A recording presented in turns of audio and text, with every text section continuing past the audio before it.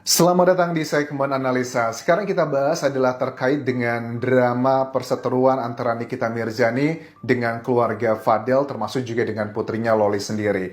Beberapa hal yang akan aku update hari ini adalah terkait dengan statement beberapa wartawan yang tanya sama Nikita Mirzani.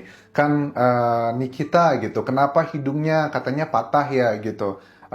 Dikatakan bahwa Nikita jawabnya gini, nggak apa-apa lah kalau cuma hidung patah selama masih banyak dokter, nggak masalah bisa dibenerin lagi. Beberapa orang di berbagai media mengatakan bahwa dugaannya Nikita ini kena tonjok sama putrinya sendiri Loli. Bahkan kan Nikita juga sempat bilang ya secara nggak sadar, secara tidak langsung ya, tidak mengiyakan atau menidakkan. Dia mengatakan begini, kalau yang mukul saya itu masih darah daging sendiri, saya nggak masalah katanya. Ini adalah bagian yang sebenarnya ya sepertinya itu adalah kebenaran yang terjadi ya, bahwa luka di hidungnya Nikita adalah karena mungkin terjadi perseteruan antara Loli. Dan dari sini, kalau seandainya itu benar, artinya memang Loli sebegitu luar biasa menyimpan kemarahan yang sangat dalam kepada Nikita.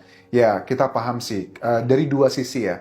Menjadi seorang Nikita tidaklah mudah, begitupun juga menjadi seorang Loli sama sekali tidak mudah. Dan tetapi sayangnya, justru keadaan ini dimanfaatkan oleh dugaannya orang-orang tertentu untuk memanfaatkan Loli. Ini adalah tuduhan yang memang sudah dalam proses pelaporan di Polres Jakarta Selatan. Nikita Mirzani sudah yakin punya bukti. Apalagi juga kita akan bahas terkait dengan hasil visumnya Loli, teman-teman. Tuduhannya kalau sampai saat ini yang aku tangkap adalah terkait dengan kehamilan Loli. Kemudian dia disuruh untuk menggugurkan. Kemudian juga dia diperas gitu ya tenaganya untuk bekerja dan uangnya dinikmati oleh orang-orang tertentu. Dugaannya adalah Fadel di sini, keluarganya. Saksi hari ini yang di kemarin ya tepatnya yang diperiksa kembali oleh Polres Jakarta Selatan, saksi yang luar biasa tahu persis ceritanya. Katanya itu sadis banget setelah tahu cerita saksi tersebut. Ini adalah saksi yang bukan cuma sekedar ketemu atau ngobrol lewat telekomunikasi, tapi ketemunya langsung dan melihat apa yang terjadi. Dia intinya adalah kalau aku tangkap di sini, ceritanya adalah dia bisa memastikan apa yang dia lihat saat itu. Ya, Loli itu dugaannya hanya dimanfaatkan fisiknya, kesehatannya, disuruh kerja cari duit, bahkan juga dia harus digugurin. Ya, kita nggak bisa munafik ya teman-teman. Kalau dikatakan Fadel bahwa dia bilang bahwa saya itu tidak pernah berhubungan tidak sehat dengan Loli katanya. Saya tidak pernah tidur bareng, saya tidak pernah menyuruh dia menggugurkan, saya tidak pernah menghamili dan sejenisnya. Banyak masyarakat yang tidak percaya dengan statement tersebut. Makanya nggak heran waktu hasil visum ini Nikita Mirzani bilang sudah tahu hasil visumnya, tapi belum secara resmi aja disampaikan. Ya, dia bilang bahwa kalau seandainya nggak ada hukum, mendingan gua lindes deh. Ditambah dengan keterangan saksi terbaru yang beberapa kali ketemu sama putrinya.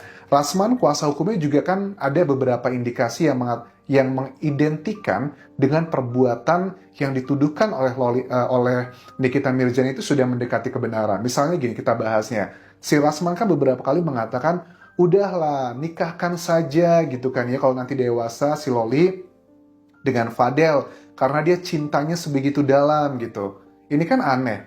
Orang ini mengenai kasus pidana, terus juga kok ujung-ujungnya dinikahkan. Ini kan kayak ya terjadi di banyak kampung-kampung ya. Ada orang gadis dibegitukan untuk menutupi aib, ya udahlah nikahin aja. Padahal itu bukanlah solusi dan jawabannya, tapi mengindikasikan memang telah terjadi hal yang tidak pantas di sana. Rasman pun juga dalam press conference yang pertama kali dulu menunjukkan bukti USG-nya dari Loli. Ini juga aneh, kuasa hukum dari Nikita bilang kalau memang yang namanya Fadel tidak pernah yang seperti itu dituduhkan oleh sebagian netizen dan juga keluarga Loli, ngapain nunjukin USG juga? Orang dia masih usianya 16 tahun atau 17 tahun, ngapain sampai sebegitu jauhnya juga gitu.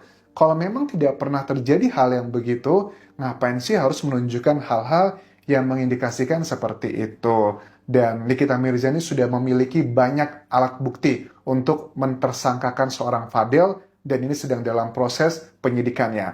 Kakaknya Fadel Badijeh, Martin pun juga angkat suara ya di wawancara sejumlah media. terkait dengan isu apakah benar keluarganya itu sempat kabur yang katanya bawa koper dan sejenisnya. Ternyata itu tidak benar menurut dia pada saat didatangi sama wartawan ini.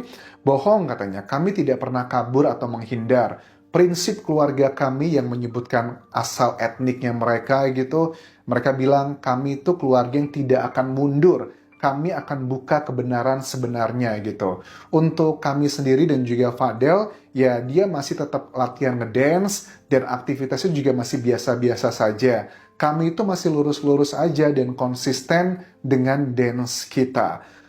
Loli adalah anak muda yang butuh teman dan menurut kami keluarga dia patut dirangkul. Nah, dia mengatakan bahwa mungkin persepsi orang melihat karena tampilan kita yang dianggap tidak benar, yaitu adalah hak mereka.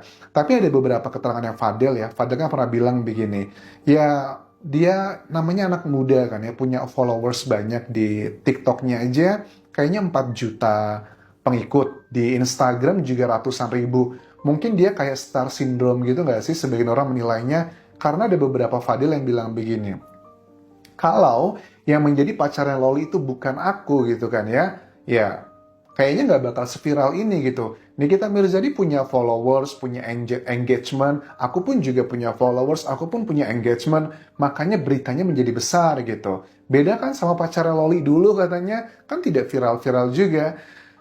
Ya gimana ya, menurut aku yang ngebuat ini viral sih bukan dari Fadelnya sih, tapi dari Nikita Mirzaninya. Menurut aku yang lebih engagement tinggi adalah Nikita Mirzani. Tapi yang namanya juga usia Fadel juga masih sangat muda teman-teman.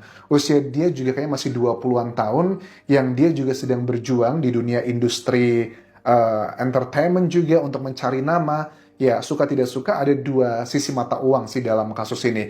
Di sisi lain, Fadel pusing, dia terancam dengan hukuman penjara, tapi di sisi lain, pemberitaan dia juga cukup tinggi. Nama dia pun juga banyak dikenal. Tetapi, kalian juga harus tahu dengan banyak kasus viral yang sudah banyak kita bahas gitu ya. Kasus viral yang dulu setahun lalu, 2 tahun lalu, sekarang mereka kemana gitu. Kalau viral kita dengan hal yang buruk, brand juga nggak bakal pakai kan ya. Mau nonton juga orang kayaknya nggak mau gitu. Tapi kalau viral dengan hal yang baik, itu akan mendatangkan banyak kesempatan untuk kita berkarir dan sebagainya. Jadi mudah-mudahan Fadel ini bisa benar-benar ya boleh dibilang ada memanfaatkan momen ini, ya nggak usah terlalu dibuat panjang lebar. Bahkan ada keterangan dari Denny Sumargo ya.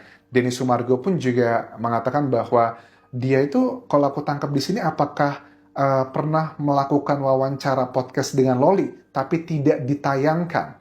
Apakah itu benar atau tidak? Kalau itu benar, artinya memang Denny Sumargo ini luar biasa punya jiwa besar ya. Dia tahu kalau dia bisa menayangkan Loli, pasti ya engagement iklan dia kalau selevel Denny Sumargo kan bukan sekedar AdSense ya. AdSense itu adalah uang yang mohon maaf ya sangat kecil di YouTube. Tapi kalau sudah mendapatkan endorsement dari produk dan sejenisnya, yang itu nilainya udah ratusan juta, bahkan bisa sampai miliar kalau memang sebegitu hitsnya. Jadi dengan seandainya memang benar Denny Sumargo tidak menayangkan wawancara dia dengan Loli, artinya memang dia murni ingin ngebuat kasus ini segera berhenti dan tidak diperpanjang gitu. Tapi sekali lagi, aku yakin Nikita Mirzani pada saat sudah mengatakan akan terus ngebawa ini ke jalur hukum, artinya memang sudah ada alat bukti yang kuat. Dan secara hitung-hitungan ya, kalau aku hitung-hitung dari alat bukti, kan ada 5, keterangan saksi, keterangan ahli, keterangan terdakwa, petunjuk, dan juga surat, dan dibutuhkan 2 alat bukti untuk menentukan 1 orang tersangka.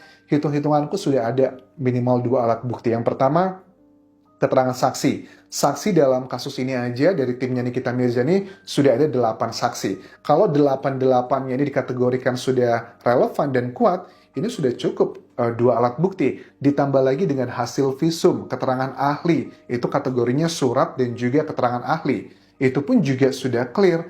Tapi kan kalau orang di visum itu gimana sih Anjas? Ya samalah kayak kalian mungkin yang punya saudara yang mau menikah gitu kan ya dengan anggota kayak militer. Itu kan tesnya ribet banget kan ya. Salah satunya juga ya untuk ngetes kebahagiaan tersebut, ya diceklah selaput darah dan sejenisnya, kemudian dicek apakah pernah melahirkan atau tidak, atau hamil, itu bisa, semuanya bisa dicek teman-teman. Dan ini tidak bisa terbantahkan karena sudah bagian yang sifatnya data ilmiah. Kalau memang ternyata betul, tuduhan-tuduhan yang disampaikan Nikita Mirzani tersebut, bahwa Loli pernah hamil, kemudian dihilangkan, siapakah yang melakukannya tersebut? Apakah Fadel atau yang lain lagi? Ya ini akan berkesesuaian dengan yang lain lagi teman-teman, karena Fadel juga nanti pasti akan alibinya, yakin itu saya, biasanya juga akan mengarah ke situ. Tapi nggak usah khawatir, karena ada keterangan saksi yang menunjukkan chattingannya, jejak digital, dan sebagainya, yang itu mengindikasikan adalah sosok yang memang dituduhkan oleh Nikita Mirzani. Kita akan terus lihat perkembangannya seperti apa, mudah-mudahan akan menjadi pelajaran bagi masyarakat Indonesia, pelajaran bagi orang tua, pelajaran juga bagi seorang anak. Sampai jumpa lagi di video berikutnya. Bye.